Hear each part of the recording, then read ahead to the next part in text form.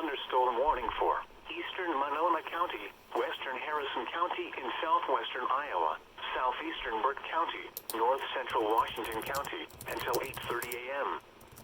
At 7:49 a.m., severe thunderstorms were located along a line extending from 5 miles east of Whiting to 8 miles north of Tecama to near Yuling, moving southeast at 35 miles per hour.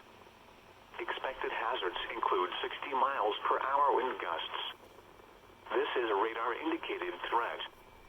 The following impacts are expected. Expect damage to roofs, siding, and trees. Severe thunderstorms will be near Tecama around 7:55 a.m. Other locations in the path of these severe thunderstorms include Mondayman, Pisgah, Ute, Moorhead, Blair, and Modale. This includes Interstate 29 between mile markers 82 and 109. For your protection, move to an interior room on the lowest floor of a building.